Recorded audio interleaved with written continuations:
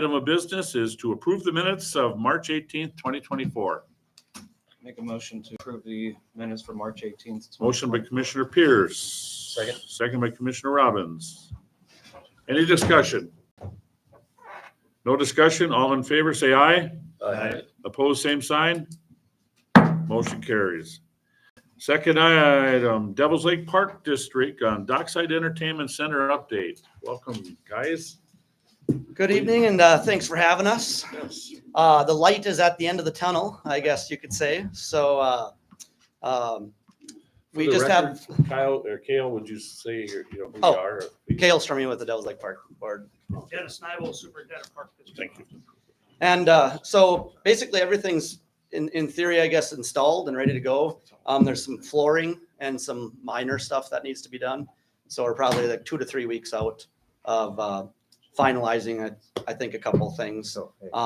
But if any of you guys are want to get a little tour of the facility, I know we had Spencer and the mayor the other day. Would gladly invite you guys. I'll let Dennis say a few things about some of the. Oh, yeah, okay. So we're looking tentatively right now, but the way everything's looking and everything else is the week of May 13th. We're gonna do the grand opening with the ribbon cutting and everything else.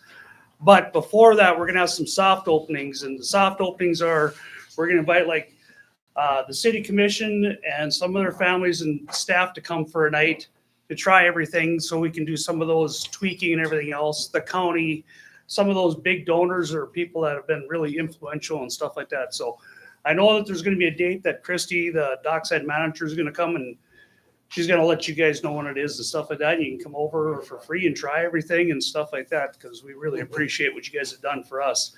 Like Kale said, we just have a few things we got left to do. We got some flooring, we got some ceiling tile stuff, some miscellaneous odds and ends, a little bit of plumbing. So that's what they're doing right now. But the simulators are done, the bowling alley's in. They're actually coming the 28th and 9th to do training for us. So that's at the end of this month here too. So we got to wait for that. Playground's in, pickleball courts are in, the track is in. So just kind of waiting for some of that stuff. And then once they get their part done and their punch list started, then we can move our stuff in. We can't do anything until they do that, because they have to kind of give it to us at that time and stuff. So that's what we're waiting for. The light is at the end of the tunnel. Any questions of us? One quick question. What will your hours be? Right now, it's looking 8 a.m. to 9 p.m. Okay. But I think we're going to tweak that to go earlier to accommodate some of the walkers and stuff like that. From when we wanted to open up to now, a lot of those people are going outside now. So, but we are going to actually move some of those hours to accommodate the people and stuff like that. But right now it's 8 to 9 or so. In the winters, would you be against going a little later at night? Yeah, we're going to look at doing that in case, especially if we have bowling leagues and simulator leagues and stuff like that. But for the summertime, because everybody likes to go outside, we're going to probably shorten them up a little bit. We'll play that by ear. We're going to be wide open any changes like that. So That's 7 days a week, 8 a.m. to 7 days a week. And if you, Christy, our manager, she put together a website, docksidedl.com. So if anybody's looking for rates, hours, things like that, it's all on that website. And so I've had a lot of people asking me that.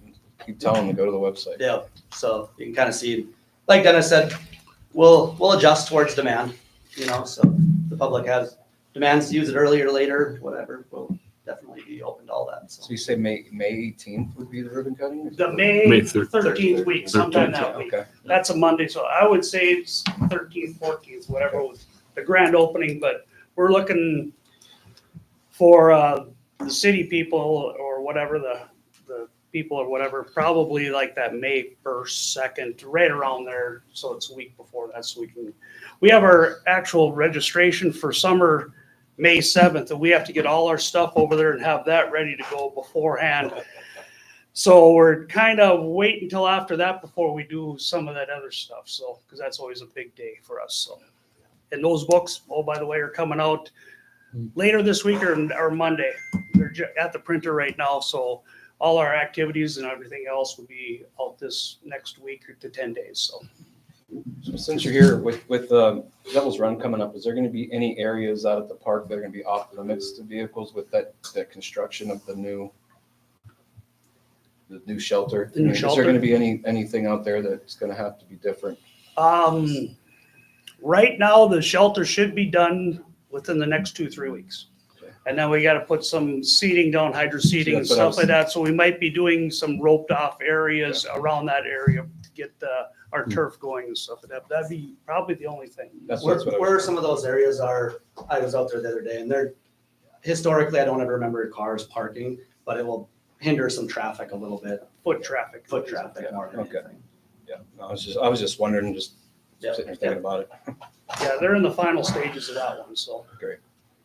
With your Dockside simulator, I'm just asking because my hours are all over the board with work. Is there anything with like the simulators that possibly you can do like the gyms where you have a key fob, you can go in and use them?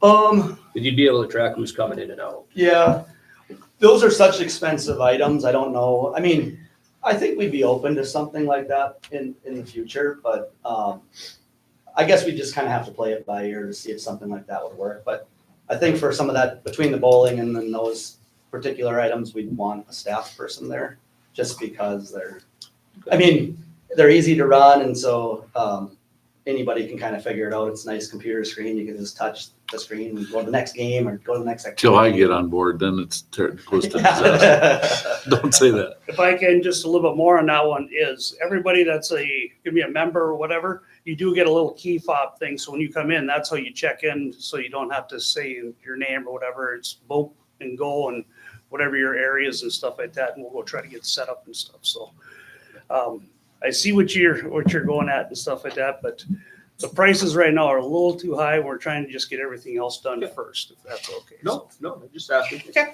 It's like Appreciate the, it. when No, you you're good. the bowling lanes. Yeah. Like maintenance and stuff on them. That's something you guys are doing and. Yeah. I mean, like, you gotta be cleaned and they gotta be oiled. Yep.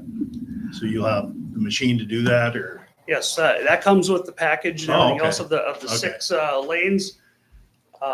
Actually, I was the one who got taught how to do most of the maintenance, and it isn't that bad. It might be a little time consuming at first because with the string bowling, you have to adjust the strings because everything stretches a little bit and stuff like that. But it isn't that bad. So, but they've Can't be done any that. worse than regular pin setters. I think this one might be a little Really easier because it's all automated. It'll tell you what's wrong. So you just go on a computer and stuff like that and then adjust it if you have to a little bit. So, but the oilers there, we have to do that once a day.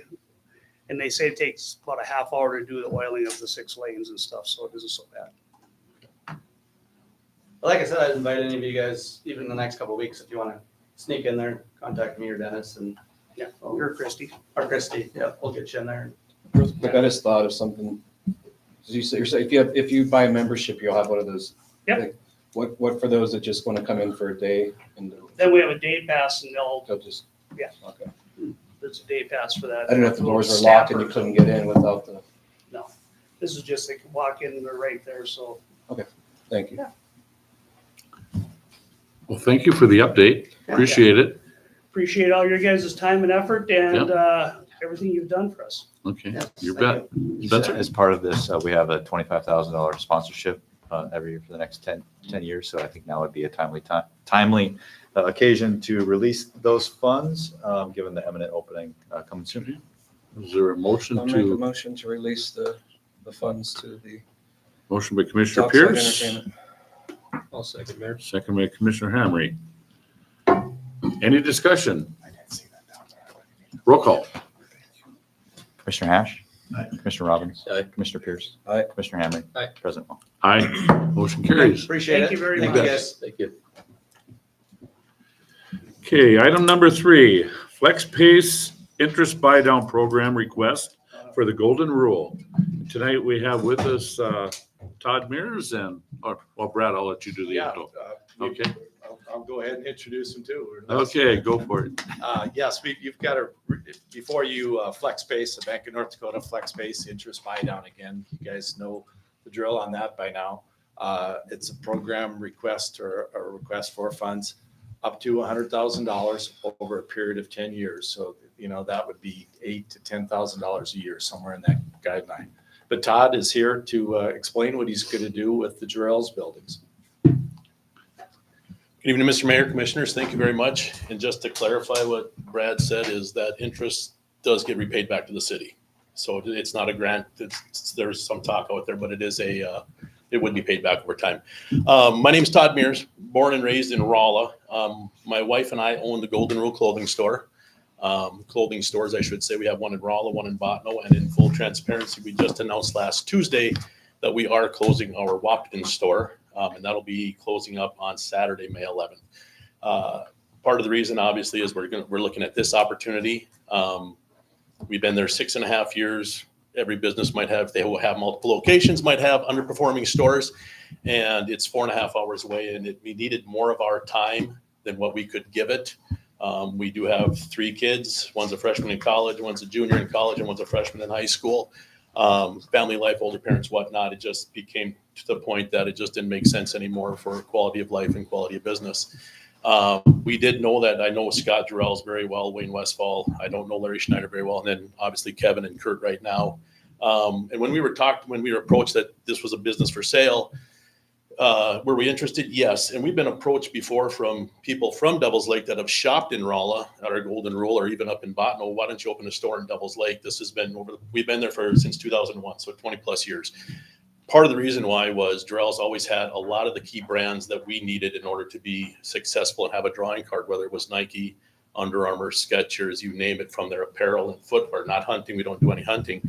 And to do that, we just couldn't compete and we wouldn't be successful. We wouldn't be who we are without those brands. We are a name brand driven store. Like I said, we carry all those name brands that Jarrell's carries now, plus additional ones. And to come into town and compete with them did not make sense. Go back a few months here when it was, again, talking about it, my wife and I and our boys, granted, I'll preface this by saying one's 19 and 115 and they're boys, so their minds will change maybe. But they really would like to. They like North Dakota. Our daughter's in Arizona. She's not moving back, she told us, so that's fine. But the boys want to come and they want to take over the business. They want to run it. They like the small town atmosphere. They want to get involved with coaching, maybe in school later on, or reffing and all this other stuff. But they really like the small town atmosphere. They do all the sports in school. They do hunt and fish. They're not experts, but they love that lifestyle. And like I said, if it's something that they can come back and take over and it's a succession plan for Julie and I and my wife to get out of, great. We're not holding them to it because, like I said, they're 19 and 15. Things happen. You meet girls and all this other stuff. And that's that. But our son that's a freshman in Valley City, he would be the one that's interested in coming back to Devils Lake as soon as he graduates. He would be working alongside Kurt. Kevin Smith would be staying on for a couple years part-time. Kurt would stay on, he said, for a number of years. And we really kind of talked with him about staying on until, our son is here at least 2 or 3 years.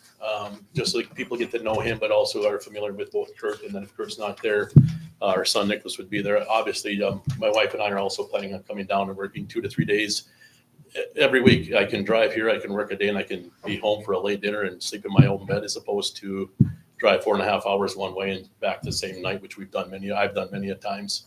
The opportunity is great. I think we mesh well with what Jarrell's offers. And since I don't know if anyone's been to one of our stores, I'll just give you briefly. But like I said, we carry anything from infant on up to adults, which also includes men's big and tall sizes and ladies plus sizes when we can find it, because ever since COVID and factories are shutting down and brands are closing up, it's getting tougher and tougher to find some of those bigger plus and big and tall. But we do try and carry that. We carry footwear, accessories, and again, it's clothing and apparel from infants on up.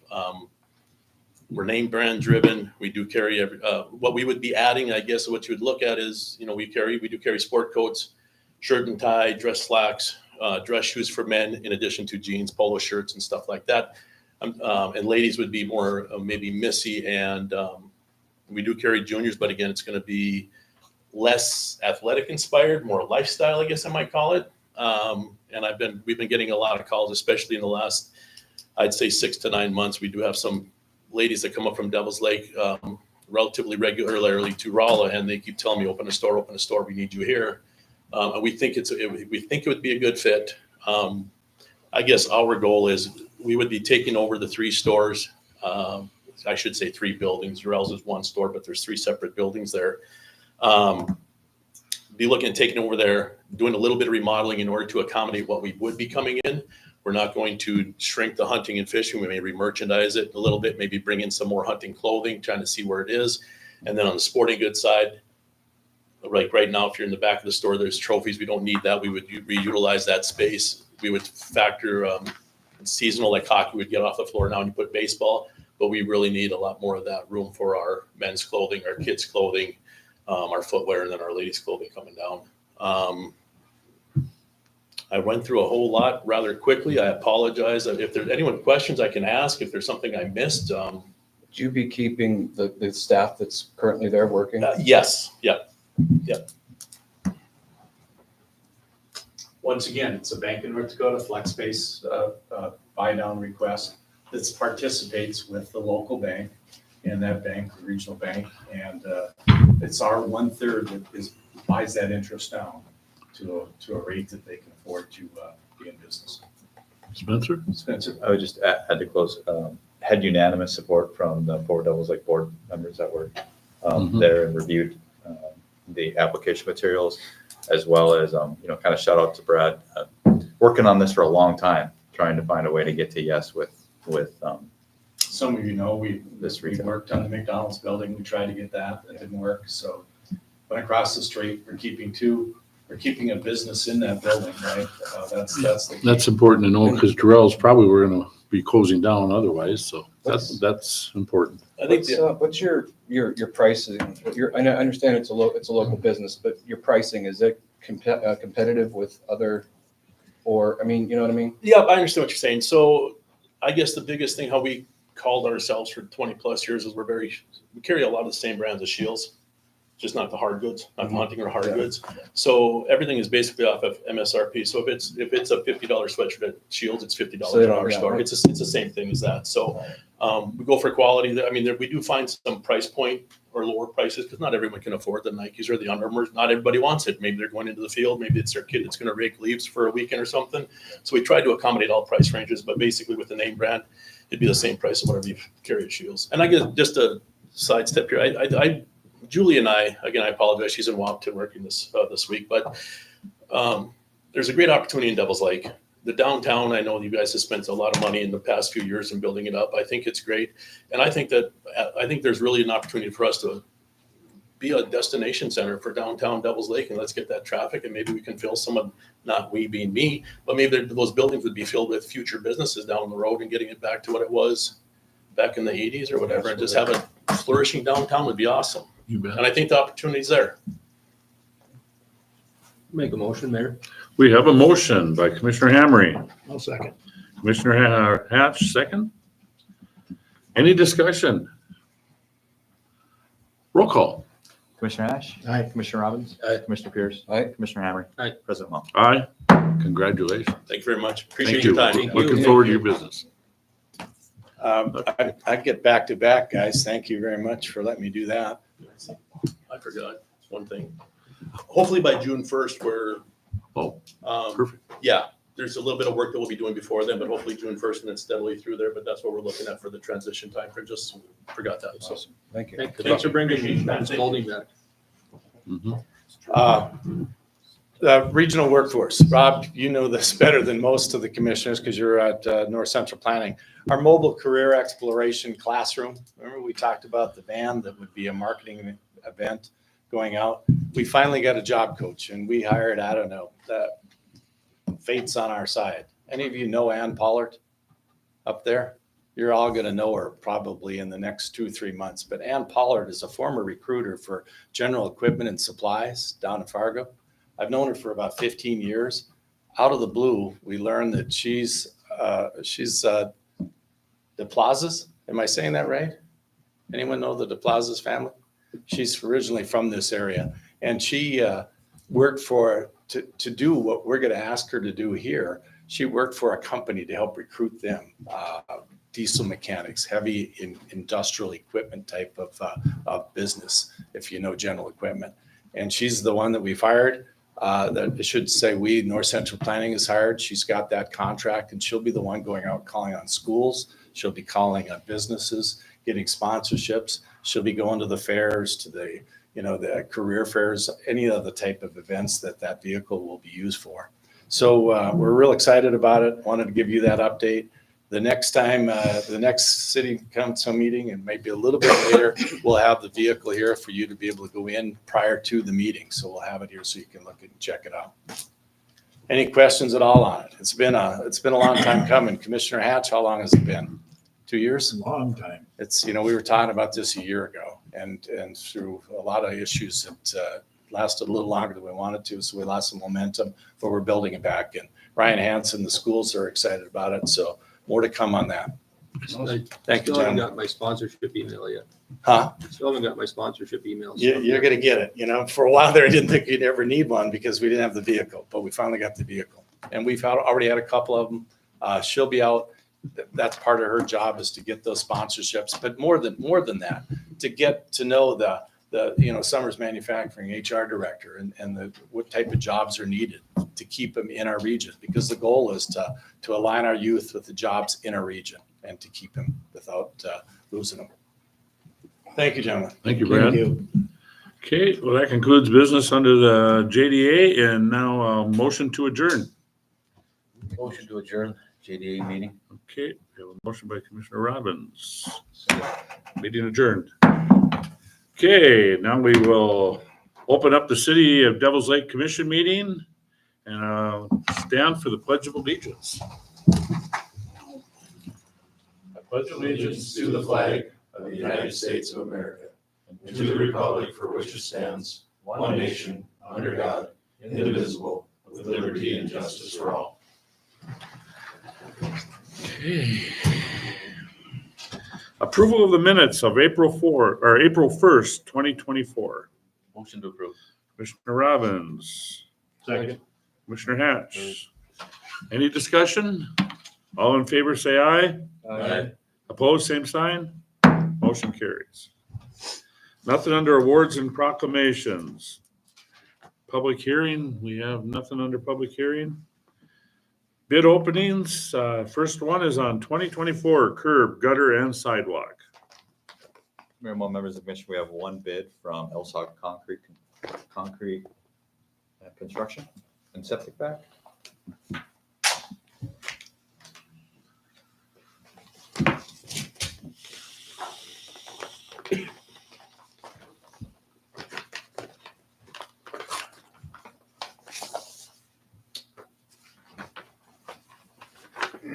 Total bid from LSOC Concrete Construction, $58,406. Contractor's license is included.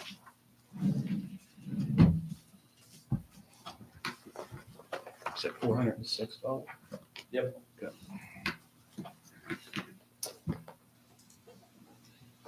Wishes of the commission. Make a motion to approve.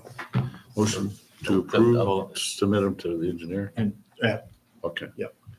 Motion to submit to engineering? Yep. Okay. Second, Second. Robbins, Hatch. Okay, any discussion? For both bids tonight, if you refer them to engineering for review, plan to make a recommendation at our next meeting. So we're just doing the one now though, right? Yeah, there's another bid opening after this one. yeah. All right. Okay, all in favor, say aye. Aye. Pose same sign. Motion carries. Next item, 2024 asphalt and concrete street repair. More members of the commission, we have one bid from Stata Corporation.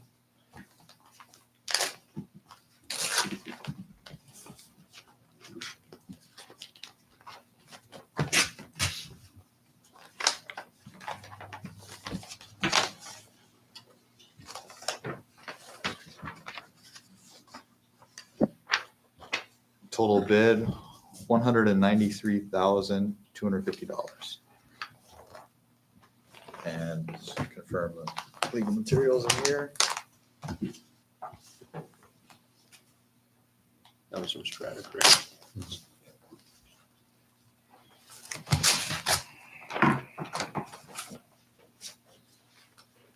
bid bond is included.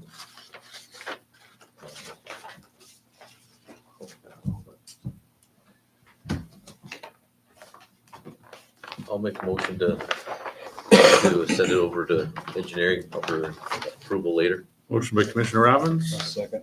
Commissioner Pierce, second. Any further discussion? Tri-State used to always put in a bid on this, or is that incorrect? Typically, they would, yes. Okay. It's not somewhere else. All in favor, say aye. Aye. Pose same sign. Motion carries. Visitors and delegations, nobody. Commissioner portfolio, Commissioner Hamry. Mr. Grassgard. Nothing under utilities tonight, Commissioner. Must be there. Okay, Commissioner Hatch. Anything under sanitation? There's some discussion for later on in the meeting tonight. There's sanitation supervisors here. Corey, do you have anything? There he is. Just to answer questions if they have any on the topic. Still in the streets? Yeah, I think we're gonna go next week in the streets yet, and then the week after. So I'll announce on the radio and on the website next week that we're gonna move it back in on the week of the 29th. Okay, next week you're gonna go on? No, I'm gonna announce next week that the following. The week the after next, 29th we'll okay. go in. All right, It just seemed like there's still some cross boils in some of the areas where the sun don't hit real good. So when you're starting the special pickup, it'll just be in the alley and the garbage will still be out on the curb? No, It'll all be everything's in the together. alleys. Okay. The start of the spring cleanup is 29th. Yep, I just want to make sure. All right. There's always confusion, but we always did. Yeah, I've had like 10 people asking me already. So, like, I'll find out. It don't matter how much, Oh, and the radio puts it out too, and they still don't know. we usually accommodate everyone, so we get them picked up. okay. Rob? First thing is on the Board of Equalization side, we failed to make some motions that we needed to do there. We are going to just have that in recess and we will reconvene that board again at the next commission meeting to make those motions. Okay, We have to provide notice again. Sure. So just a kind of a point of order there. is there a possibility of doing them right now? Because we already closed out of the meeting, Okay, we're gonna have to, it's just, I think the high road, let's take the high road, make sure we do it the right way. sure. And there's no No problem. harm in doing it that way. so. It's just that we had a lot of people that had concerns. No, absolutely. So just so that everyone's aware, we'll be reconvening that at the next regularly scheduled commission meeting. Then the other thing I have is that I was provided notice on Friday that the pictometry, the aerial imaging that we're going to have done, they started their flyover stuff this last weekend. And so that's ongoing and hopefully we'll have access to that, to those images and stuff by midsummer, I would guess. Well, I want to commend you on a nice job. Well done. You explained yourself well. Unfortunately, it's a tough situation. Okay. But I think you did a great job. And hopefully, I mean, once they meet with you on a one-on-one basis, that have a better understanding. Right. You know, and then we can encourage people in the future to make sure that, you know, let you in. It's tough when you're increasing people's. I think it's a big sign or indicator too that we probably need to move forward with making some of that information more public and readily available through a website or however, which is something we can do through Vanguard. Yeah. We kind of just been waiting to see because we'd really like to ride the coattails of the county, I think. I think they're looking to do something and implement it in with a parcel viewer, which I think would be really good, but we're kind of stuck on their timeline if we wait for that. Well, and if that's the case, if it makes it easier and better, I mean, let's look at wherever we can do that. Right. I mean, so we don't have one of these ever again. I mean, we do not want that. And I'll just mention, sorry, Spencer, real quick, that if there's anyone that ever has a question about their property at all, please come in and talk to me. You know, that's all. And I think the frustration of getting out there, you know, you're a one-man show. It is hard to get out Right. there, but it's, you know, it's important that Are we you do that. regretting taking the job yet? No. Not after being the. No, I was, You did a great job. He's used to the heat. Just Yeah. a quick follow-up. I talked to Mark Lang one night, and I think he was in visiting with you, and you may have mentioned how many letters you were sending out. And Mark commented to me, he's swinging a pretty big bat this year. He said, you know, because I don't think they wanted to take on that big of a bite all at once and try and get that caught up. Not Probably throwing put them us under in the a bus, situation we but were yeah, in. might be part of the reason. right. Well, You're and I having to do it understand that way. how, you know, and maybe there's some merit and validity into how they handle things. It's just that I want to get things in a place where I'm comfortable with it. And I know I can justify the adjustments that were made. If I couldn't justify them, they wouldn't happen. I'm trying to make it as fair and equitable as I can, because that's my goal. And that's what, it's a different way to go through and make the adjustments too. I think everyone's used to a 6% increase across the board, but now you're increasing properties that shouldn't be, and you're you're not increasing some properties enough that should have been more. And I think it just creates more inequitability. And that's why I started to use more of those statistical measures of that to make sure that we're being fair and equitable. That's the goal, is fair and equitable. And I think we're achieving it. And I think next year we're going to be in an even better spot. Okay, yeah, Okay. no, Doug, I would just say to piggyback, just two things. I kind of I ran the numbers right.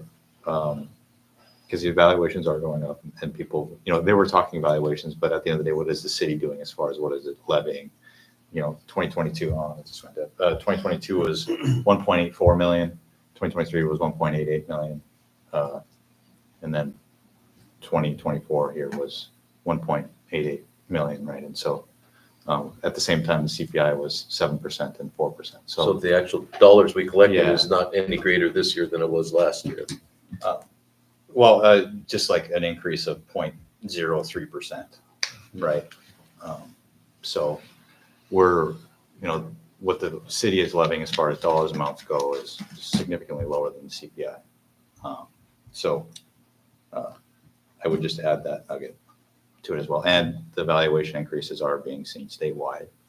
Maybe not to the full extent that Devil's Lake is, because we were maybe a little bit behind before, but these conversations being had everywhere. And between Rob and I, we've probably watched 4 or 5 separate Board of Equalization meetings, and this is very similar conversations. And one thing I want to say too is the first lady that spoke, that is a good concern that she said, that Well, the nuisance. the nuisance of the property being next to her. Yeah. And then the cost of that house going up and hard to sell because of that. Mm-hmm. That was, I think, a very valid argument. You bet. You got a lot of concern. houses that fall into that category. Yeah, and that, Houses on each side of it that are that way. and I have them in my neighborhood as well, and it's, Yeah, I mean, that's something I wish we had more power over. it's tough. And Yeah. I know, Jack, you've been working on it, and we have, what are the answers? If they have no money, how do they fix things? Yep. I mean, It's so much involved, and And sometimes it's not even fixed, it's clean. If we could do something to clean and make the appearance. If we could better, get a that would help. volunteer group that would like to go around and do some of that, just, Maybe Spencer knows, I know they've got facade programs for businesses. Is there a state or anything program for, like, oh, never mind, that was going on, Brett. You've got that, don't you? That program with Gate City. Yeah. Yeah. but then again, if they don't have any money to pay it, then. if there were some grants of some sort where they could, or a matching grant or something. There's remodeling exemptions that they can apply for if they're doing, but that's a pretty significant. It's level of something. Yeah, but like you said, it's not even remodeling it, it's mowing the grass, picking the garbage up out of the grass, Just picking the garbage up simple out of the things. alleyway.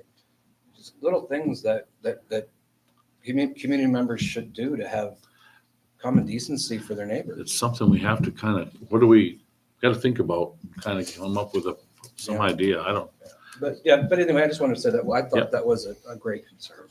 and she had valid concerns. Make it a gated city. Oh, boy, yeah. Okay. Thank you. Is that it? I mean, that's it. Okay, almost lost track. Where is that? Commissioner Robbins. Mike, anything engineering? Just an update for the commissioner. We're looking at April 25th at noon for a bid opening for our west side roadway improvement project. Still, I don't know if we were setting a city commission meeting or if we're just gonna have a bid opening without. We're flexible. We do it either way. We've done it both ways. So the thought process, you could do the bid opening and then we can approve it at the Monday meeting, right? That's the plan. That would be We're fine. just That's We'd fine make a with me. recommendation, be able to review the numbers, make sure the math is accurate, make sure it falls within the engineer's estimate, see if there's any outliers, and then make a formal recommendation to the city commission at the next meeting. We would need the city attorney to attend, like to have the city attorney there to review some of the paperwork, to make sure that the bids are open properly. And then we'd make a recommendation.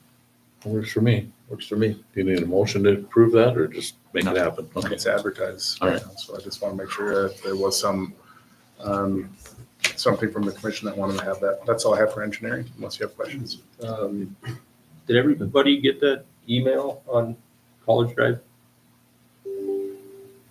Yep. Yep, you did? I did. That's right. Yeah, so a solicitation Oh, of yeah. use letter for some proposed work on College Drive. They do a mass mailing, so I assume everybody was sent I that. haven't seen anything. I don't recall. Okay, there should be something in your mailbox. They would have sent it to City Hall for you. If you had previously signed up for some things, they probably have access to your emails. But So this should be back in our mailbox. Should be in your email. Should be in the email. Yeah, but I Yeah. didn't see. They sent me a whole list of who they, you wanna saw just- it. Got a tidbit it? I'm sorry. You want a tidbit it? I can. So we've been working with the Department of Transportation related to potential improvements on College Drive. And as part of that, they had hired a consulting firm to evaluate some things with College Drive. And with that, we're looking at school zone crossings, doing some upgrades with that. Obviously, improving the roadway, doing some striping.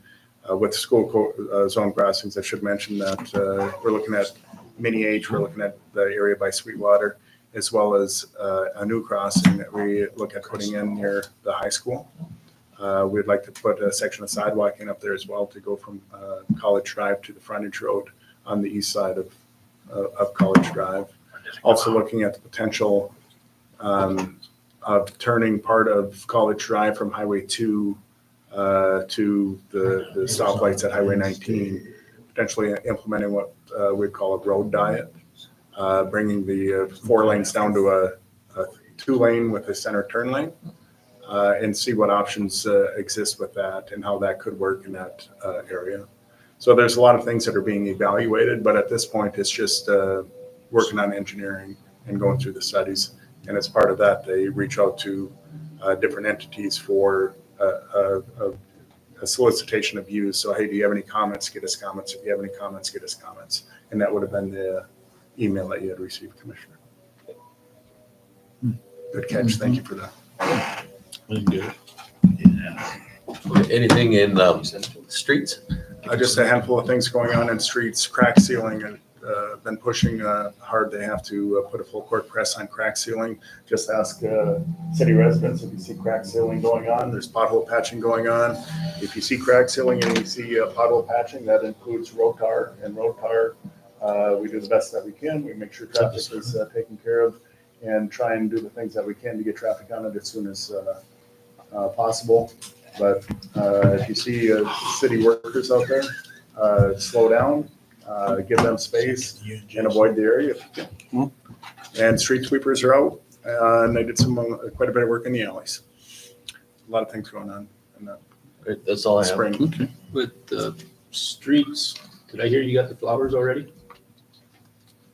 We don't have any flowers yet, but they've been ordered. I understand. Just heard that Mr. Olson's here to provide comments. You want to talk about that now, or do you want to talk that under I think you had it Under on, citizen comment. he had it at the bottom of the agenda. I think you asked to speak. Is that, I didn't ask to speak. oh, Nobody ever asked me to speak. okay. I just found out right Citizen before the comment. meeting, so that's I just had a question because I heard that. If you could please come to the podium, if we want to talk about this right now. we can. Yeah. That's fine. okay. We can do it. Sure, Yeah. Sure, we can do it under. Okay. I don't know if I'm right. I don't know if I'm wrong. I was informed, I've been kind of waiting for somebody from the city to contact me regarding bids for the flowers that go on the poles all over town. And I was told that you were purchasing them from Animus this year. And I was just wondering, we're not bidding them or what the deal was, or somebody could answer that question for me? Will you state your name again? Mark Olson, Mark's Greenhouse. Mike, I guess we're gonna have to count on you. I guess I don't know what's going on. Yeah, I apologize. I was just informed of this right before the meeting started, so I haven't put all the paperwork together, but you're correct. The city was approached over the winter months asking why, how the flowers look in Carrington. And so why can't our flowers look like City of Carrington? Well, what's going on in Carrington? And we also received citizen comment on flowers in Animus. So the street supervisor did a little bit of research with that and talked to City Carrington. This is the vendor that they use. Here's what they're doing. And the one thing that they really liked was that they're not watering every day. And so the street supervisor reached out to Carrington, ultimately to the vendor, and it's a gentleman in Animals. There's a greenhouse there. Yep. And so he arranged a meeting. That gentleman came to us and said, yes, these flower pots that they're using and the methodology that they're using, it's called a weekender. And what that would do was reduce our watering. With his way of doing it, it would reduce the amount of watering that we have to do. Currently, we're watering flowers every day. And sometimes it's hard to find anybody to water the flowers. In fact, we're spending right now, we're spending 4 to 6 hours or more watering flowers. And people don't see that and the costs associated with that. And so what we were looking at is the potential savings that these weekenders would allow. And so he kind of showed us everything that he does. Here's how I do it. Here's everything going on with it. Is that something that's proprietary to him? I can't answer that. I won't go that it was his way of doing it. And it's a system that they incorporated. And so he kind of showed us everything. Here's how it's done. Here's what we do. And the amount that he was charging was comparable to what we're doing currently. It's and we're saving with the amount of dollars that we're saving on an annual basis with the reduced watering, it seemed to make sense. And so for this season, we're going to go with him, utilize this new system. And it's not to say that once that system's in place, somebody else can't plant the flowers and redo the flowers, because the flowers have to be done on an annual basis.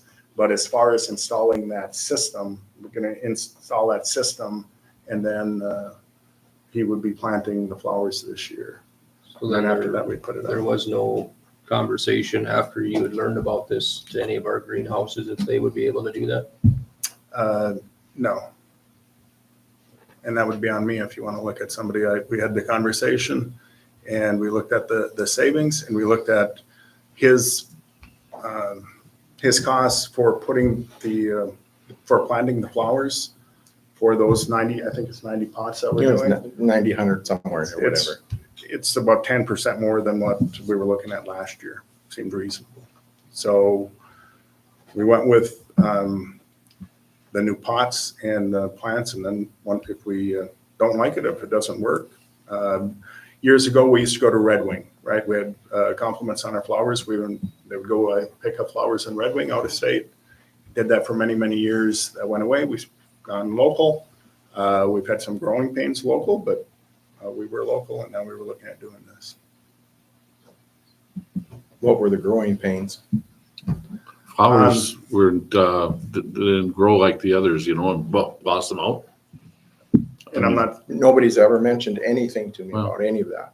I mean, we could have added some fertilizer. I don't know if it was when I didn't know you have ever provided them. I don't know. Last 2 years? I think 2 years for sure. 2 years, maybe? I I don't know, 2 or 3. Well, this might even been before that. Yeah. There were some issues. We went locally, and then yes. Because I was we involved in received some of that stuff. We when I received was working. comments that they weren't the same. Yep. Right. And so then we looked at trying to improve it, and based on the savings and the technique that's being used, it seemed reasonable to take this approach for this year. I was just kind of curious why, there's two guys in town who both, are local, who could have bid on it if we'd have possibly known about this. I mean, I have my grower grows baskets for Minneapolis, Rochester, St. Paul. If there's another, what you call the weekender, maybe there's something out there that, I could have asked about and said, this is my price. But I didn't even get a chance to bid. That was kind of my thing. Yeah, that's Never what we offered a did. chance. So that decision was made in my shop. To proceed And with it. it's But it not a was based small on- amount of money. It's a big chunk of money to me. It's $6,750 for the flowers. They're $75 a piece times 90. Yeah. Last year was 6,000, just under 6,000, I think is what we paid. You're close, yeah, you're right there. Somewhere. It's 90 baskets. It's a good chunk to you, and then it's also, It's local. like I said, showing us local. I would have to agree with that. I just, No, wanted somebody to know. You made a point and Yep, it's that's all I valid. wanted to do, let you Okay. guys know what was up, because, Yep. maybe I couldn't have done what they do. I don't know if there's any specs to it or however it goes. I don't know that it is. It's just what, over the years that I was involved in it, I mean, it was, My They- my guess is it probably has something to do with the growing material in the basket to hold the water. there were longer. specialized baskets and everything that Oh, I yeah, there's remember. specialized soil, there's specialized baskets, everything. You have enough. Some put the fertilizer pellets in, some don't want to do that. Yeah, I don't know. Everything's different. But I just wanted, the opportunity to at least make a phone call and say, hey, can you guys provide this? And I could have said, no, we can't. Because years ago, when you were getting them in wherever you went and got them, Mhm. I wasn't big enough to supply them at that point. Sure. And Boris, I know where he gets his stuff. His grower could actually grow those too. So just, wanted to help the little guys. No, I agree. I would support That that. was all I had. Well, Okay, thank you. thanks. Thanks. And I'll take that on the chin. There's two costs associated. One is the upfront cost with the purchase of the baskets, the pots, the equipment, right? To go, because it's a bigger pot and there's a lot of volume of water that gets stored. That's why you don't have to water every day. And then the planting and the actual planting was comparable to what we had. So it seemed like, okay, we'll take this approach. We'll realize the savings from here on out as far as the the watering costs and paying to have the watering done. So the pots can be used Correct. over and over. Yeah, it's an upfront cost for that, similar to the pots that we have now. We've been using them over and over. Well, keep that in mind for future. Okay. All right. Apologize, Mark. Just wanted an explanation, that's all. I'm done with my portfolio. Okay. Commissioner Always the flag. There you go. Chief Bennett said there's really not much to put out in the fire department. Everything's going well, and the boys have been out working on the street lights as well, getting those replaced with time. I went to the airport authority meeting with Spencer last week, and that'll be discussed later. Okay. Also, the Ramsey County Planning Commission had their meeting on the 11th, and we went over one bid for the comprehension plan, and that bid was approved. So they're going to start working on the comprehensive plan for Ramsey County, and Red was there as well, or Rob. And then the Shade Tree Committee, we started back up, started discussing the tree canopy survey. The college is going to do a good portion of it. And then there's certain areas that they've hired somebody, the contract to do, so for the city. So that's going to be getting started here sometime this summer and spring. So that'll be worked on. Other than that, that's all I have. Okay, well, thank you. Chief? Everything's going pretty good in the police department. We've been active with some juveniles out running past curfew. Issued a few citations to the parents. Good. Yeah, just keep it up. All right. That's it? Yeah, it's about all. Okay. Everything's going smooth. Has there been any other, there was one robbery or house burglary in town. Has there been any other, a larger You're talking about spring of that? I mean, has there been any other? that one we reports? really can't. I Can't think I know which one discuss, you're talking. but I just didn't know if it- Specifically, the timeframe on that is, we're kind of unsure when all this may happen. Okay. There is some current events that happened, but we're not quite sure if something led up to that beforehand, Okay. because now there's more and more things Okay, I missing. didn't know if it was just like Yeah. something that's more going on around the community or if it was. That one seems to be the isolated one. Okay. At this point, and maybe they came back a few different times. So we're just trying to find the timeline on that. Okay, all right. Well, thank you. Thank you. Spencer? Yeah, Mayor, members of the commission, just a handful of things. Just got your utility quarterly update, sales tax, investment portfolios through the year. Sales tax collections are high. Right now we're at 28% of our budget across all the taxes, which is good news since our busy months are summer months and late fall. So trending in a good direction there. Utility collections are also included. Then, you know, it's kind of hard to compare to previous years because of rate changes and whatnot. But again, 24% through the year for all the water, sewer, and sanitation collections. And then the investment portfolio is, as expected, had one U.S. Treasury come to term, but just bought 2 other ones in a near equivalent dollar amount in the water replacement fund. And then if there's no questions on that, I'll just move on real quick. One of our police chief candidates, Troy Hischer, withdrew from interviewing. He was the Cass County deputy and former lieutenant with the North Dakota Highway Patrol. So we'll call the members of the candidate review group together and feel confident moving forward with the 2 remaining candidates. We'll interview on Wednesday, the 17th at 11 a.m. Travis Zahn, and then at noon, Jason Tosin. That's all I have. Ruining my noon hour. You don't have to. You gotta bring me a burger, no? And you're okay. We have an item, air rescue firefighting mission. I'm just gonna call. Chief Bennett's watching from online. We've saved him from. Oh, all the agony? So I'm gonna call him. So, okay. Jack, have you got anything?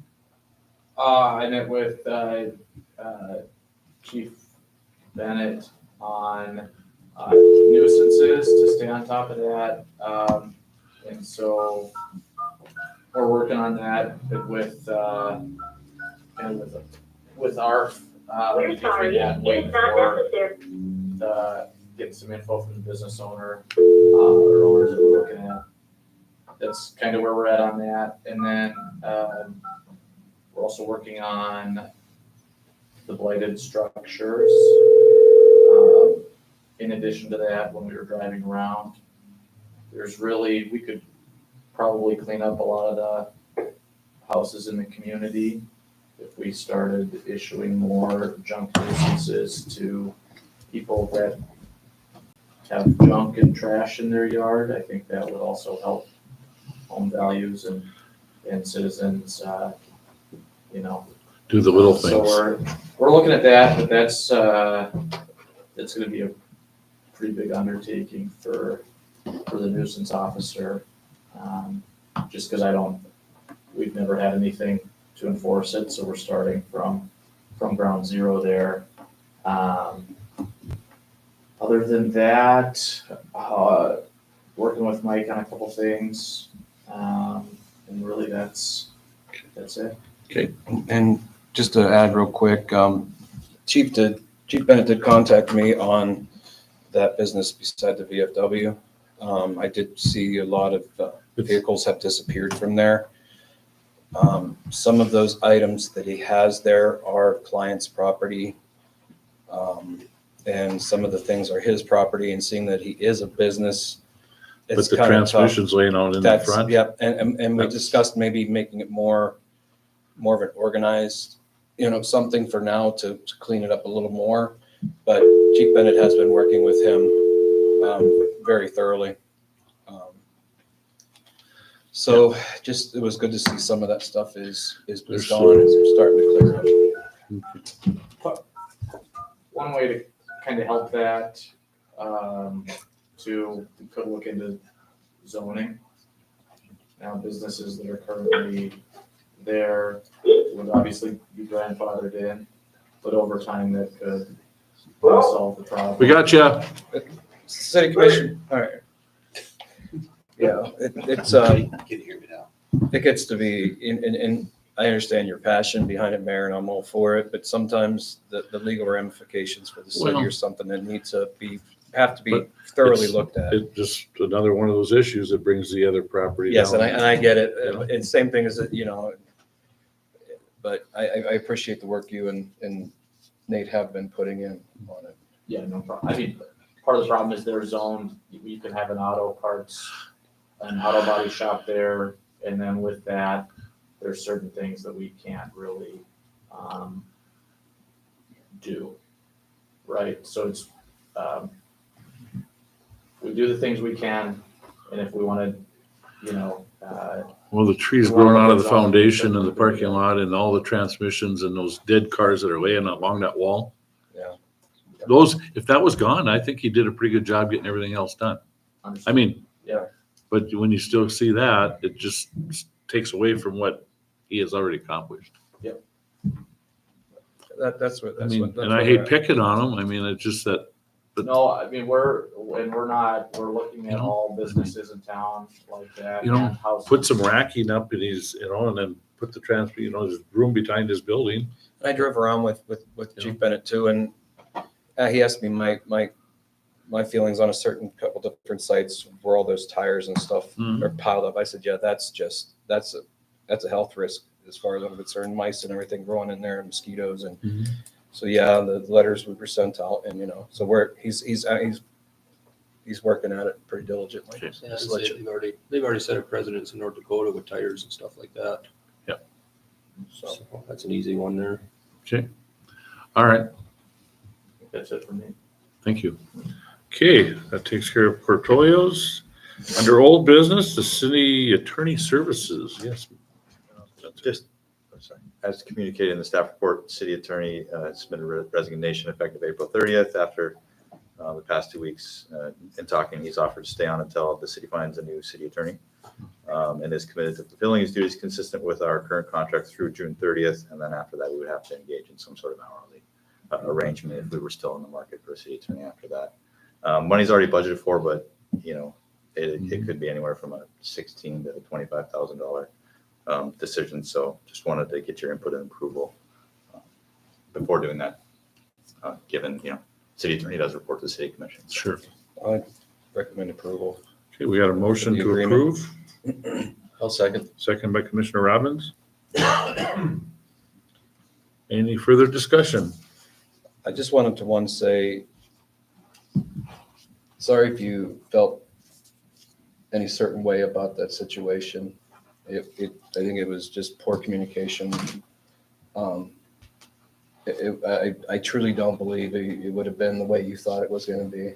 So, I mean, I want to thank you and just say that I'm sorry for how that whole situation went. All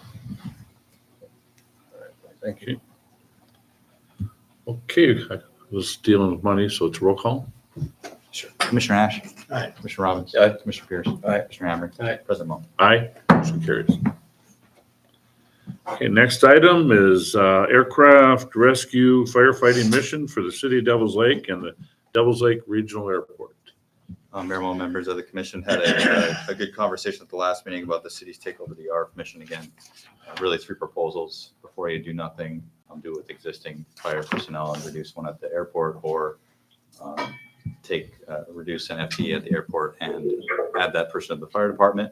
I got a general sense from the commission as to what you guys wanted to do. Fire chief is on the line if you guys have any questions as far as operations go.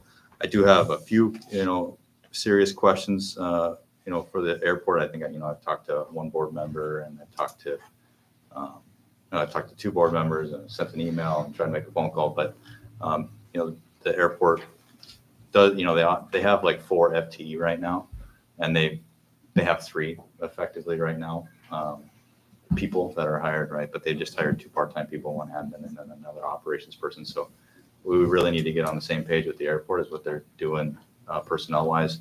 So need to get in touch with them. But I think at the end of the day, the city, if we take over the ARFF mission, we really do have,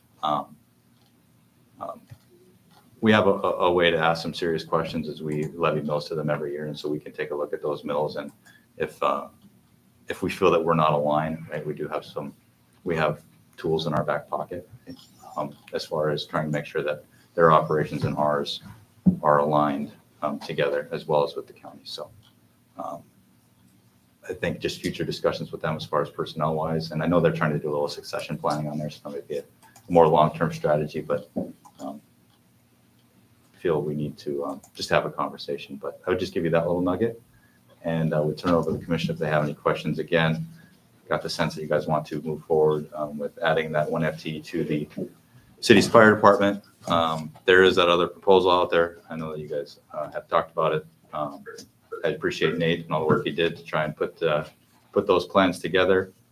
And it will be a big undertaking from what I hear from the fire department and the airport authority. And so really going to as always, our fire department is going to be the best that they can be. And I think we have a gold standard fire department. And so an opportunity to excel, as one of my former bosses used to say. The airport authority was pretty excited at the end of the meeting, and we're all for, following this.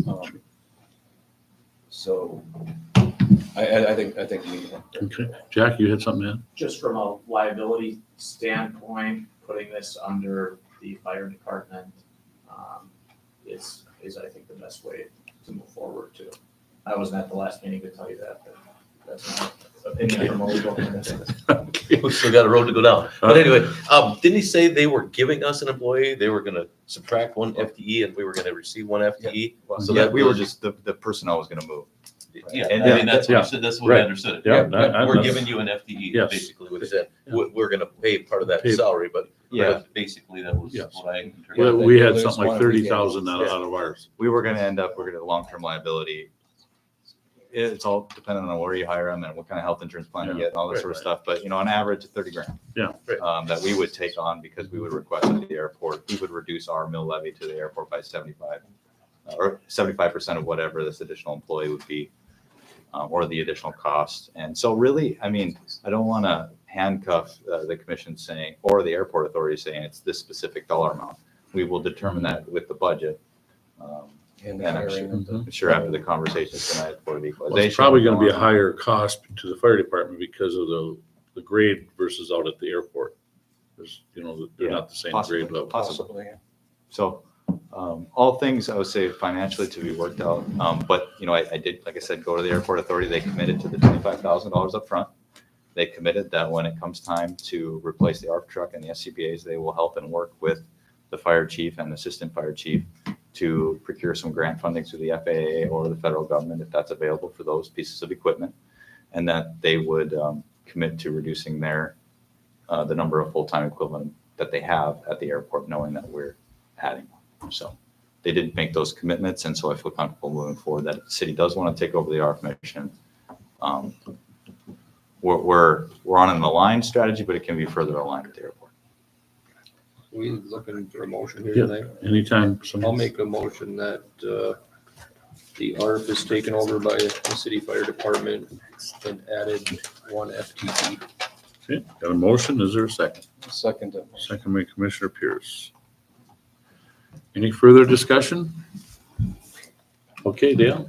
I just have something for the record, and it has to be stated, and it's just facts. It's not anything. Like you said, the gold standard. I was trying to think of what would be a good way to describe our fire department. Gold standard. Totally Thank you. dedicated. Thank you. Everybody is Mhm. 100%. I'm not, never doubted that. Never ever heard those words come out of my mouth. Ever. But so I still believe the opportunity was here to save some money. I'll just throw a couple quick things out. Wapaton, population 7,943 people, have no full-time fire department staff. Their budget for 2024 is $159,000. That's Wapaton. Grafton, 4,170 people, no full-time staff, all volunteers. Their budget's $120,000. And Valley City, 6,559 people, 2 full-time staff people. Their bottom line is $520,000. Jamestown have 6 full-time staff people, Monday through Friday, 8 to 5. Their bottom line for this year is $979,000. I don't know what some of those budget numbers include. Maybe they got some capital improvements or something like that. Did they tell you they have volunteers staying there so that they can respond? They don't. They do not. Jamestown don't have anybody at No. night? Do 8 to they, 5, Monday through do Friday. they have any other assigned duties other than being a fire department? Yeah, this is Jamestown, fire chief, trainer, inspection, mechanic, and. I'm talking full-time- outside of the fire department. Well, I'm just asking for. yeah, I honestly don't know. Do you have the statistics on the success rate of the fires that they fight? What's the The success rate? loss, the insurance losses. What is the success rate in the fire? Well, insurance, ISO rating and insurance losses. What is Wapaton's Whether ISO rating? it's, whether the house is salvageable after the fire or it's a total loss. Okay, you got me on that one. ISO rating, We had ISO ratings. And fatalities. That ISO ratings are in the staff report. It was in the previous staff report. Still, in my eyes, I think if we had people here tonight complaining about cost of everything going up, everything's going up. And granted, you can throw me under the bus and say. You should have asked them if they want to get rid of the fire department. It was your opportunity. I bet they wouldn't have, even at the cost. Okay, nobody wants to get rid of the fire Well, department. The question is, can we save some You're gonna be money? surprised here in several years that you ain't gonna have volunteers besides, because Well, that's- volunteerism that's is not- going away. That's everywhere. And that's gonna be an So- issue. so is that That's gonna state have to level be then? addressed. That's countrywide, that's not just. That's nationwide. Yeah, or nationwide. Okay, so that was, Mhm. that's all I Oh, have is, no. and when I was on the law enforcement center board, how many times did I get approached from yourself and whoever, Dale, can't we cut staff? Can't we do something? Can't we save some money? How are we, you gotta do this. You're representing the city. The Mhm. city doesn't have money to pay all these bills. You've agreed, you told me that? I agree to, Yeah, we could so- cut staff. We still have 2 finance officers down there. Well, you're on the board now. Yes, I know. And so it's not easy to discuss these things, and I'm Not not comfortable cutting. saying this. Yeah, well. But in my mind, it's an opportunity here. That's all I'm saying. I'm not questioning anybody's ability or dedication or some of the statistics you guys say about. I just put it to the success. public, Dale. You're running for office. See how that's gonna go over, you know? I've had a number of compliments on Oh, well, what I I've- said last meeting. Okay, well. I mean, people that, I was amazed, I thought I was gonna get my butt chewed at one meeting from a guy, Mhm. and he's like, you aren't out of line. I don't Well, they you're think out the of fire line." department's overstaffed. Well, No, that's, they don't think they're overstaffed. We can change the way we staff. it. I disagree But it's taking a not- member out of this at Well, night. we're not taking a member off. We could say the Well, if same. you, how you You say- saving if you don't cut somebody, you Well, gotta you're have not cut gonna- hours. You stay the same amount of people, 6 people. You just don't have somebody on there 24/7. You could 10 o'clock could be the cutoff. at You'll night. never convince me of that. You No. can, if the I board goes with it, that's on them, not me. But that's just, I just wanted it for the record. I know it's not gonna go anywhere, but I just wanted it for the record. That's all I have. You're entitled to your opinion. All right. And like I say, it wasn't an opinion on how things are done. It's just the facts on. You can argue that. potential. You could argue that. Anyhow. You know, I appreciate you. Yeah, yeah. I appreciate your research, you know. But, yeah, so I guess we're at the call for the vote. Okay. Roll call. Commissioner Ash? Aye. Commissioner Robbins? No. Commissioner Pierce? Aye. Commissioner Hamrick? Aye. President Mo? Aye. Motion carries. Consent agenda, nothing under that. Okay, new business, agreement to grade step for the assistant fire chief. Mayor Mo, members of the commission, baked into the cake as far as the financial projections go. And it was asserted from the fire chief and the team that they worked up with the proposal that this change in takeover, would justify moving the assistant fire chief from a grade 13 and his current grade to a 15I. Is that right? 15I? Hey? Correct. Okay, 15I. Given additional and more complex work responsibilities. Now, I know this has been talked about in the past commissions, probably before I got here. And just a few things, and it doesn't come with a recommendation again, since it's been a conversation reoccurring. Two things, right? Grade changes need to be, it has to do with the complexity of work, right? Not the quantity of work. Right. And then the other piece is a little bit of a compression thing. So our fire chief is a grade 17. If our assistant chief is at a 15, there's only a 12% difference between the starting salaries of those. Right now it's 26, average is about 30 around the state. Now, same could be said for down the line, right? I think fire department, we have grade 13 supervising 12s, right? So that does cut both ways. And so in talking with Tanya, and, assessing the fire department, and we, you kind of do the salary studies, but I think as the conversation has progressed, I think it's pretty clear, right? All fire departments are different. And they're very hard to compare to one another. And so putting this before you, as I think, there is a justification to be made that, would you say that working for the FAA is more difficult and challenging and more complex, right? It's not an additional, because I know you're talking timesheets, or you're talking scheduling, you're talking policies, right? Those are things that we currently do, right? That would be more, but that there is an added complexity to it. So maybe I'll let you speak to that, Chief, that there is added complexity. Yeah, so with the ARFF stuff, it's gonna take a lot more work on our end as far as keeping up with all the FAA regulations and different things like that. Just for a quick example, the foam stuff. Corey has been doing a great job keeping up on that, and they just actually approved a new foam to be used for our firefighting. So keeping up on the industry standards and creating all these new SOPs, SOPs, the scheduling, all of those things are going to be a lot more work on his plate and my plate at the same time. So for me, I can definitely get behind giving Corey a little bit, or the assistant chief position, a little bit more money, because honestly, that's what it's about, is the assistant chief's position. So, Chief, yeah. Chief, right? So we're talking more, right? So it's got to be a justified, right? 13 to a 15 because of added complexity, right? It's not just the more money for more work, right? So you need to talk about the FAA and the complexities that are added on to the fire department and that specific position. The standards at the end of FAA require. Yeah. It's a lot different. It's tough. I mean, they're always out there. I mean, the standards for FAA, and if they aren't right, they'll shut you down. So. That was yeah, exactly.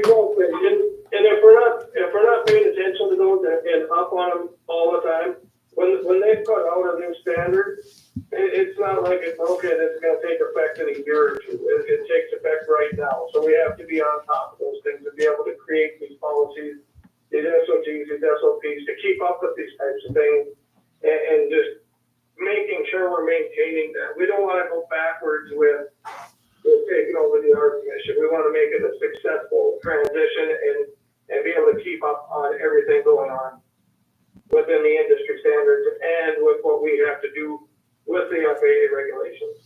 Now, with this, Chief, is this falling on the assistant chief's plate, or is this falling on your plate? Is it going to be a mix? I mean, if we're talking more work and quality of work for a raise, I mean, if it's shared, then it's, the burden spread over both of you. So the policies and things like that will be a joint effort.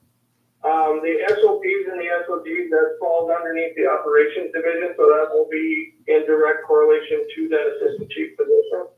Scheduling is also under the assistant chief. And then one of the big things with the FAA and with fire departments in general is when you have a training program in your SOPs and your SOGs, as soon as a new SOG or an SOP comes up, he's got to get with that training officer. He's got to write up that SOG, SOP, make sure that training officer understands what's going on. So when they implement the training, then it's in guidelines with the FAA's regulations. So it's a constant moving wheel that we've got to keep updating constantly. Once you've got that platform, then it's just editing then. Yep, it'd be editing, keeping up with it, which anybody that's dealt with the airports or large government entities knows that they can come up with new regulations whenever they want, and we have to be on top of it. So monitoring that is a huge endeavor in itself. Who's been doing it currently?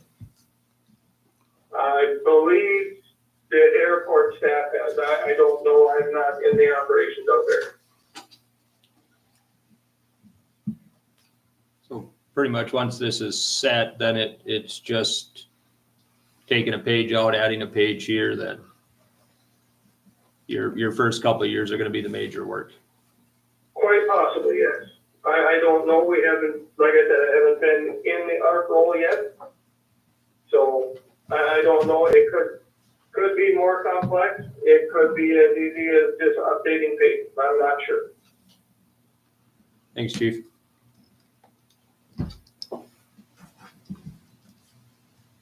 I don't think anything's ever been easy with the FAA, ever. Right. It would be fair to say the regulations are more strict they're more timely, room for error is No room is for error. reduced. Okay, right? No room for error. Is that, would you agree with that, Chief Bennett? Yeah, it's definitely a more timely thing. They're a lot more stringent. And yes, we gotta keep an eye on it very vigilantly to make sure we're up to date. If for some reason we fall out of compliance, there's no more flights coming in, which is a detriment to the city. So my question with that then would be, so throwing more money at somebody makes them pay attention more than they would at the original grade? Well, you're adding more responsibility to him. I mean, he's got to make sure that that airport is covered at Well, I know. 100% of the time. I mean, that's just not including his other part of the job, you know? I mean, there's still more responsibility with his other portion. No. We're gonna have an extra third of a person. Can't we give them a? Well, there's some of this is at a higher level than that person will be. Right, but some of the stuff that he's doing now, couldn't that be handed off to somebody? It will get delegated, yes, I guess. This is also what I would say, okay? So coming into this, right, I've been here for 2 years. I've known that this has been a conversation for some time, right? I liken it to the shade tree, right? We're having these conversations, I think, not doing it because we feel it's justified with the current situation, right? We're talking about more, we're adding responsibility, they're more complex. We are holding, we'll say, to a higher standard on initiatives, right? Like emerald ash borer and tree canopies.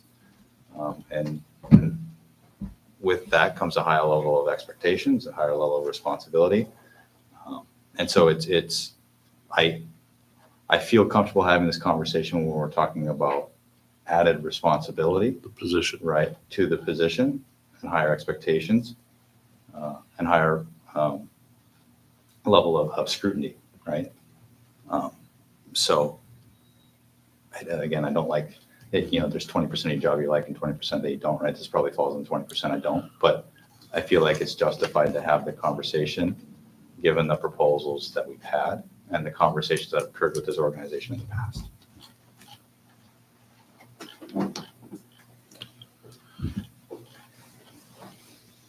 So what's the wishes of the commission? I'll make a motion to give them the grade. Motion by Commissioner Hamry, Second. second by Commissioner Pierce. Any further discussion? Roll call? Commissioner Hash. Last time I voted negative, but I'm gonna pass this time. I mean, I'm gonna vote for it. I think it's justified. In the affirmative, right? Yeah. Okay. Yep. Commissioner Robbins. Why not? Yes. I mean, hey, No? I said, why not? Yes. Commissioner Pierce. Aye. Commissioner Hamry. Aye. President Moore. Aye. Now, just for the record, I just want to state one thing, just to get my say, and then being, not because I'm in this position to be, but the fire department, that the other departments have never done in the state, that you, if you found out how many dollars they spent on, but we spent over 2.3 million on all the trucks. That doesn't count outside equipment, and it doesn't count on the last 45 years of bringing people to the community and the sales tax dollars that it has brought to the community. Those departments, Jamestown Rural has done some of that. So, you know, I am just saying, our fire department is not just sitting around and just looking for the handouts and then doing nothing. I just want it on record as a few that are, On record. and I know you don't care for the fishing tournament, you're tired of hearing about it, but that's okay. I We've get all it. done our share. We all do our share. Well, that's right, but we've done more than our share in my opinion, so you Little- can agree or It's a disagree. team, the guy batting first, the guy batting ninth, they're all part of But the team. you know what? That brought a lot of money to this community, and you're talking about how we've hurt this community. I never said it hurt. You Not just said once. when these people were here, they would probably, you did say that. What did I say? Please repeat. What did I say? When these people here, they would have probably liked to got rid of one of those guys at I did night. not say that. You said you should have asked them. That's what Oh, well, you said. should have asked. But I didn't ask him. And you Well, said I should have asked him. So I'm don't just say I saying- said something when I okay. didn't say it. Okay. Well, I just wanted on record as well that fishing tournament has brought a lot of money to this community. And it has helped every one of these people in downtown Devils Lake. And you asked them that. Okay, That's not the point. we could argue, We went up- well, we're gonna we went argue up this back. all the time, so we'll just end it here and I'll stay professional as well as I know you will. And I'm moving on. Take a second here. I'm sorry for my passion for this. Well, but- I don't you know? doubt you one bit. You're very Okay. passionate. And, And like I say, and I appreciate your support in the end. yep, no, I'm with you. Okay. Engineering agreement on highway lighting, number 2. Getting back to what the city administrator had said, when we talk engineering, that's 20% of this job that I really like. So let's keep talking about engineering. And engineering agreements. Engineering agreement that's in front of you is an engineering agreement that I like to bring forth before the commission because there's no out-of-pocket cost for the city.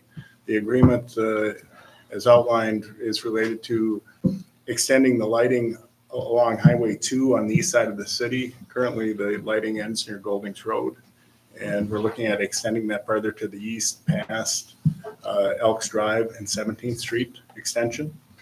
So with that, there's no cost associated with the actual improvements unless we request betterments. You know, if we want to put banner bracket arms, if we want to put some additional things in there that aren't required. But as part of this agreement, what's requested is that the city would sign on to it. There is no cost share. And so why is it going forward for the commission for review? Ultimately, the city would be responsible for maintenance of the increased lighting as well as paying the electric bill once it's installed. So with that, I recommend approval of the agreement. The lighting, we had fast-tracked the lighting request because of potential developments with a hospital adjacent to Walmart. But that is commercial property. It is going to develop into something sometime. And if we can get the Department of Transportation to work with us to better light our Highway 2 corridor through areas that can be further developed, it's more appealing. It's going to be safer for the intersection at Elks Drive and 17th Street. So recommend approval of the agreement. Are they gonna be the pretty blue or the white? I would hope that it's the white. All we can do is spec the best equipment out there and look to vendors. When the lighting that went out there was put in, the lighting that was put in was based on the best available lighting that we had. I worked with then Fire Chief Mo to put that in. Everything that I've read says that the coating on those LED diodes has improved, and the purple lights are no longer when you buy a new light. I thought it was a perfect color myself. All of the lights that are purple, we received, it took a lot of work, but the manufacturer provided the light engines and all the equipment to have those lights replaced. Make a We have motion them in to service approve without the agreement. any out of pocket. Commissioner Pierce, Second. Commissioner Robbins. Okay. Any further discussion? All in favor, say aye. Aye. Motion approved or Carried. period. Motion carried. Sorry about that. Okay, regroup here, huh? Okay, item number 3, grant approval application for automated sanitation truck. Included within your packet is a memo that was developed by myself and Corey Erickson, the sanitation supervisor. I'll start off with some parts of the memo, and then Corey is here. Corey can speak to the actual operations. But what we're looking at is the city commission had budgeted $300,000 for purchase of a rear load garbage truck this year. As part of a discussion related to that, the sanitation supervisor and I had many conversations. It seems like we have this continual open position within sanitation over extended periods of time. For whatever reason, it seems like we have great difficulty finding help. And so as part of that, we looked at, hey, how can we do more with less? And that started going down a path of the potential use of an automated garbage system. One of the automated garbage system, as some people refer to that automated truck, is a one-armed bandit. It requires the purchase of a special can and the purchase of a special garbage truck that has claws that are used to grab cans and dump those cans. Currently, we have 3 people on our residential garbage collection route when we have those people available. And so with an automated system, typically there's one driver that operates the truck through the use of cameras and the automated system. And so with that, with the part of the evaluation, we looked at if we start going down this path, what can size would we be looking at? What is our current operations? What is the current can size? How many cans? How many residential households have 1 can? How many have 2 cans? How many have 3 cans? And so we're looking at volume and the recycling program and the potential that some of that recyclable material could come into the mainstream garbage and not be recycled, and what cost implications could that cause. And based on our analysis, cursory review, it looks like could increase the volume by about potentially 5%. That could cost us about $30,000 to get rid of in our transfer station waste stream, bringing it to Grand Forks. But with the implementation of an automated system, it appears that in visiting with our supervisor, that we could, the one person that we can't find, and through attrition, because we have people that are close to retirement, potentially reduce the size of the sanitation department by 1 full-time equivalent. By reducing 1 full-time equivalent, by the time you pay for the benefit package, there's a potential savings there of $80,000 annually. So you have the potential savings of a full-time equivalent, $80,000. It may cost you a little more to get rid of some additional waste stream. So it's looking like a potential net savings of $50,000 annually. So that's the good. One of the drawbacks is that the automated system, and to get into the automated system, you have to purchase a garbage truck. That garbage truck, that one-armed bandit, is going to cost more than $300,000. It's probably to the tune of $400,000 to $425,000 for the purchase of that truck. In addition, we would have to purchase the cans that work with that type system. And that could potentially be in the range of another $150,000. And then if you have 1 truck, right, 1 automated truck, because we can't purchase 2 trucks up front, that truck is going to need service. That truck at some time is going to break down. And so you have to be in a position to still collect residential garbage with these new cans in the event that that 1 vehicle you have is being serviced. And so we would have to retrofit our trucks a little bit and put automated tippers on the back of our existing rear loads that can dump the garbage trucks. Sometimes you would need them during a normal route, sometimes when the other truck is serviced. And so that's about a $25,000 setup. So in total, we're looking at a potential upfront cost of somewhere in that $600,000 to $650,000 range to get into the automated system. And so we have to look at how we can fund that. But I think it has merit in a further review and working with the city administrator on how to purchase that equipment. And one way to help offset that cost is to apply for USDA grants that are available. And so as part of that USDA grant application, the city has to have an authorized representative so that I can talk to USDA, submit the paperwork, apply for the grants, sign, and act on the city's behalf as part of that. And with that, there's potential, $50,000 to $100,000, I think, that we could receive to help offset that. In visiting with the city administrator, there's also the potential for some low-interest loans that he may pursue and have those conversations with USDA. So with that, that's kind of a brief summary of what the memo is telling you. Corey, you're here as far as operations. You went down and visited with, I think, Jamestown. Most of the larger communities have already transitioned to automated systems.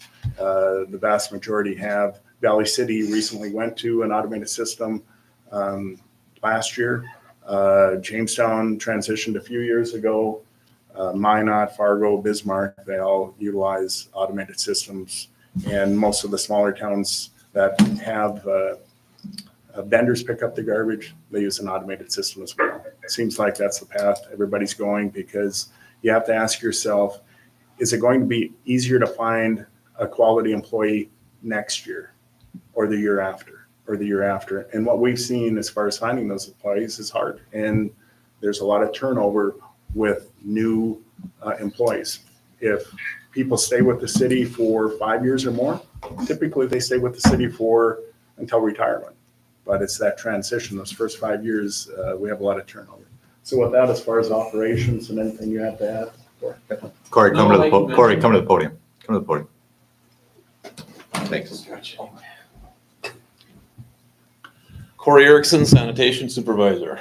As Mike mentioned, I went to Jamestown, drove around with their supervisor. He happened to be filling in for a guy that was sick that day, so I drove around with the supervisor of the department there for like 2 hours or so, and we hit street pickup, we hit alley pickup, and I just picked his brain for 2 hours. And I guess after doing that, I think 95% of our alleys are compatible to go into them to use it. I know some of your concerns were we want to keep the cans off the street, at least most of the year. So I'd say about 95% of the alleys in our town, we should be able to run that truck in. And I think the other 5% we could do some tree trimming. And, this truck's a lot taller. It's a little wider with it's actually a dual arm truck. That way you don't have to go up and down the alleys and the streets twice to do that one street or alley. Saving you on driving up and down the paved streets and possibly ruining them or whatever. What else? You have any questions? Can it go any faster, do you think, or it'd be the same as having guys throwing it on manually? Well, I've actually talked to other towns. I've only went to Jamestown. They've had the truck 5 years now. This is their 5th year. And I actually wanted to go there when there was snow, because our alleys in town, we clean with a loader. So of course the snow spills off each side equally in the alleys. And I wanted to know how the alleys will work on one of our normal winters when, we have those ridges accumulated. There could be, 2 foot ridge, 2.5 foot ridge, whatever. And I asked the Jamestown supervisor about that. And he said, well, at some point, he said 2 out of the 5 winters, including this one, which was a decent winter, they've had to go out into the street partially just because the alleys were getting too full of snow.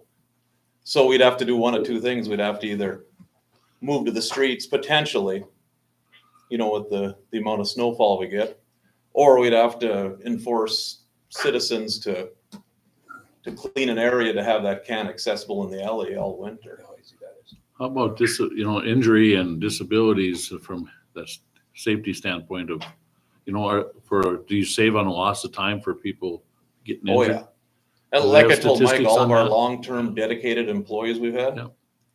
their claws are getting old, like you called the Yeah. arms claws. Yeah. I mean, we have guys that are, for years, you never seen a single workman's comp claim. Now we're seeing a few as they're getting older. And like you said, I'm trying to replace people, but Well, I think the question you had was answered. What's the time But difference if- between manually doing it and doing it with the arm? oh, Yeah. definitely. Well, once they get real fluid at operating the machine, and it's a complex deal. I mean, you sit in that truck and you have a joystick and it has 11 different controls within that joystick. You have 2 monitors, 1 for each arm. So you're doing a lot of stuff while you're doing this. But once you get that down, and this supervisor that I drove with, he was actually saying, I'm not that good at it because I haven't done it a lot. And he probably averages 300-400 cans a day. With an automated system, and I mean, we haven't completely vetted everything, right? We just want to make sure that the commission's on board. And one of the big recommendations is going to be that the city commission support sanitation with an endeavor if we go down that path. And then there's going to be policies that have to be written and implemented, right? So that you can't, you have to clean an area when you put your can out there. It has to be accessible, right? It can't be right up against your fence, and it can't be in this area and that area. it can't maneuver. It's not a snake. So you have to have an area. We'd be implementing policies very similar to other cities that have implemented an automated system. Right. So there's some of those things that we would have to do. And with change, there's the change. Some people like change. Some people don't like change. And so we'll have to work through some of those issues. One of the things that we're looking at is adjusting the schedule so that you'd have a 4-day pick, right? Monday, Tuesday, Wednesday, Thursday. Friday would be a catch-up day so that if you have a holiday or there were some issues, you would catch up. And so roughly you would be picking about 400 cans or 500 cans per day to get the 2,000 residential accounts for the most part. Which would eliminate, as we do it now, when we have a holiday or a storm day, not too often with the storm days, but a holiday, we always come back and we have to rally the troops and do, twice the routes because we had the day off. Where, like Mike said, the Jamestown guy was telling me that they're on a 4-day service schedule, pick schedule, and that 5th day is always left aside for either holidays, a storm day, or you need a maintenance day. I mean, the truck, it's got a lot of moving parts. It needs a lot of maintenance. So I do like the concept of the 4-day schedule. And I think we could do that with minimal change to our existing, right, the existing schedule that we have. Minimal change. Most residents won't see a change. And you'll still have the ability to go do the dumpsters at the apartments and things of that nature.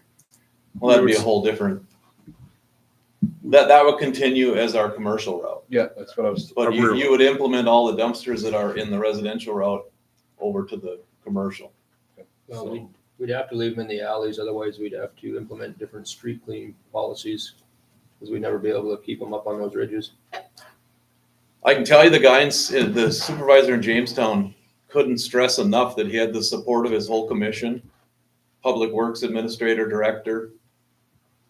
He said that was key in getting the people to transition from what we were doing or what we're doing now to the automated parts. So like, I think the standard for an automated truck, I was told by him, is you got to expect to have a 4-foot square flat area for this can. And as it stands now, I don't know if you go down our alleys in a normal winter when we have a lot of snow, residents clean from their house out to their can, but from the can to the alley, that don't happen very often at all. I'm not saying it doesn't completely, but there's so few there's exceptions. going to be a lot of big changes that we just got to enforce to do to make it work. I mean, Corey, when you were on the route with the supervisor, there were some cans that weren't accessible. What did he do?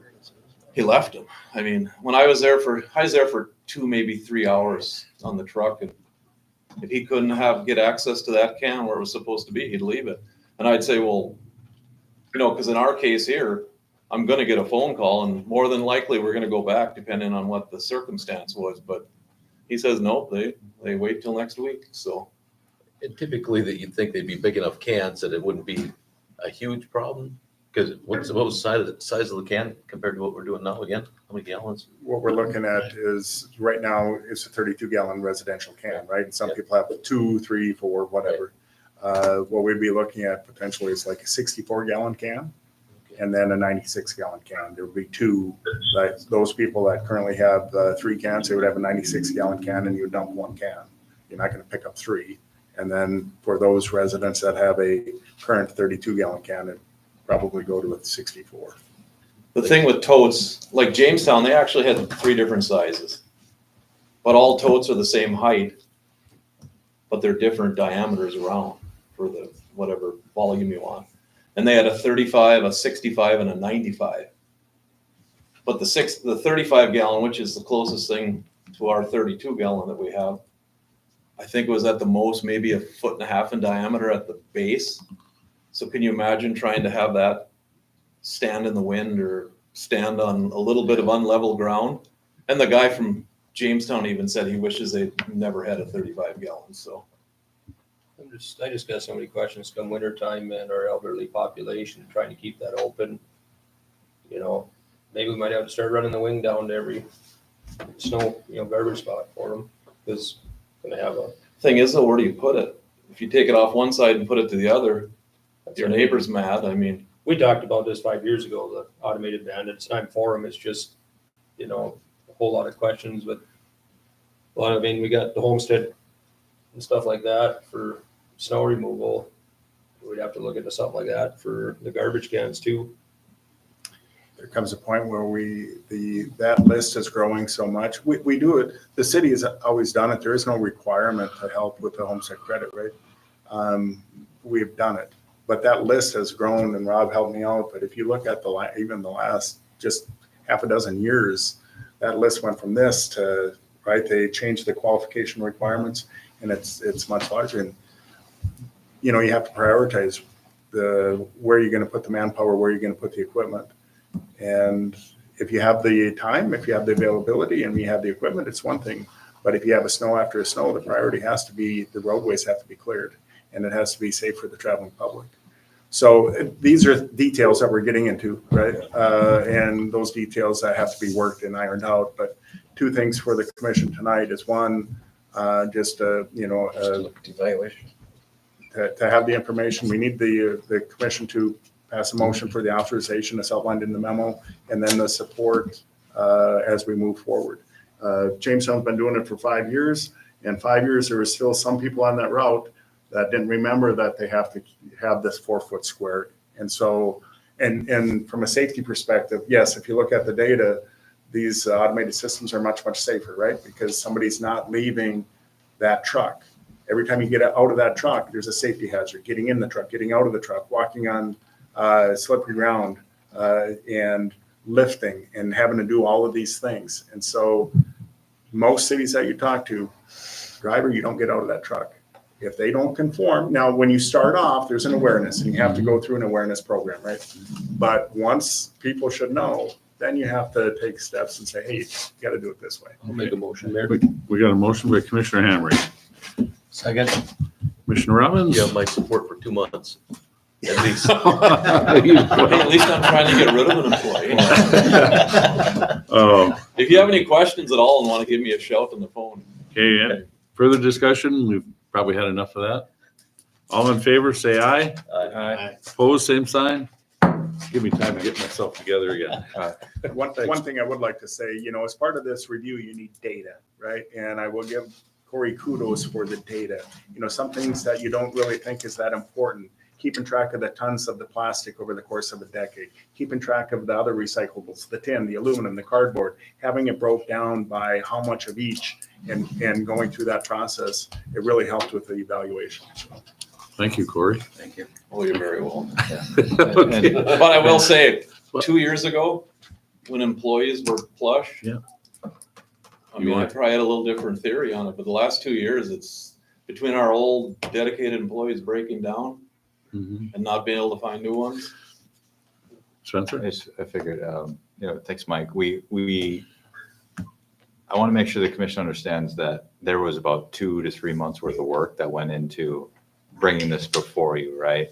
It wasn't like we just said, oh, let's go automate it and apply for a grant and we come here, right? There was a lot of legwork done. Mike got on the computer, he did all his data, right? And Commissioner Hash, Mayor, we sat down with you, we showed you why we think that we need to pursue this. And, you know, it's not a 1,000% that we're ahead of this, right? But if we apply for this grant and we get it and the city accepts it, that ball is rolling down the hill, and, you know, it will be something that impacts everybody. But it can be done. It has been done. It can be done. Where there's a will, there's a way. And, you know, we get that ball rolling. We have huge public information campaigns. We've got financing plans. We've got operations. We've got weekly meetings. You know, it'd be a big undertaking. And I think through the homework that we've done, we've turned Corey into a skeptic to a convert. And, you know, when you have the support of the No, you just call me if you want all the pros and cons, and I will be totally honest with you. And so there was a lot of work, and it wasn't, you know, a haphazard, let's just pursue this. There was 3 months worth of work that went into it.